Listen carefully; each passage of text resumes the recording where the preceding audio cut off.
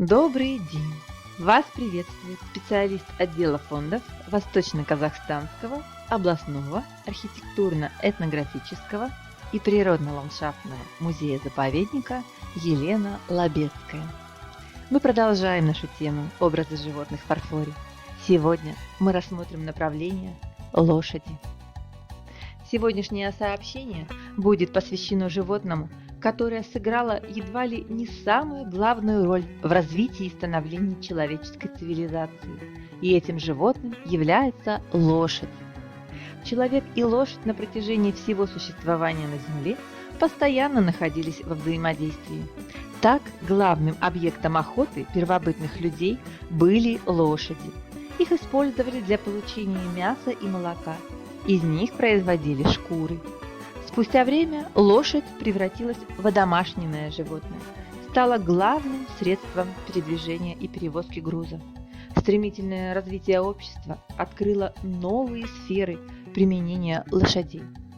Лошади стали применяться в таких сферах жизни общества, как промышленность и сельское хозяйство, спорт и культура, транспорт, оздоровительная верховая езда и просто как средство для получения эстетического удовольствия. Фарфоровые статуэтки – наглядный тому пример. Перед вами фарфоровая статуэтка «Конь златогривый». Мы видим фигуру белого коня из русской народной сказки, несущегося вперед. Его золотая грива развивается по ветру. Хвост, копыта, глаза, высокая трава также раскрашены золотом. Подиум овальный, белый, невысокий. По краю украшен золотистой лентой. Скульптор Иван Семенович Ефимов, анималист, народный художник РСФСР, заслуженный деятель искусств РСФСР. Естественнее всего, талант художника раскрывался в образах животных, изысканно декоративных, виртуозно обыгрывающих возможности разных материалов, в том числе фарфора. Место выполнения – Россия, Ленинград. Ленинградский фарфоровый завод имени Ломоносова. Дата создания – модель 1956 года.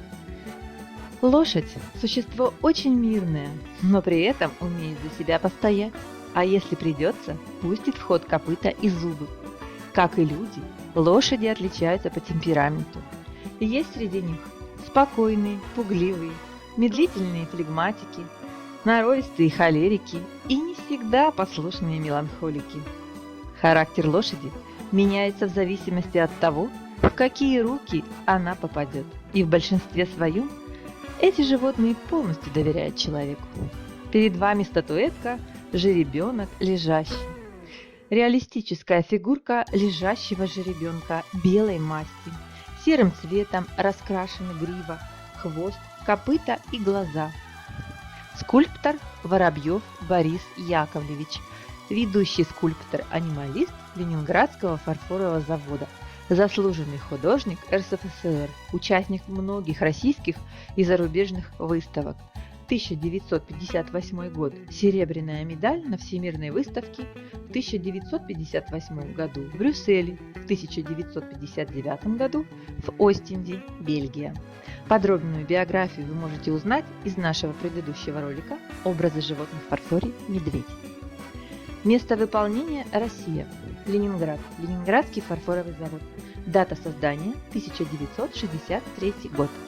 Лошадь – это самое изящное и гордое животное, которое восхищает окружающих своей силой, выносливостью и смелостью. Необузданный нрав всегда привлекал к себе человека, а преданность и мощь лошадей навсегда привязали к себе людей.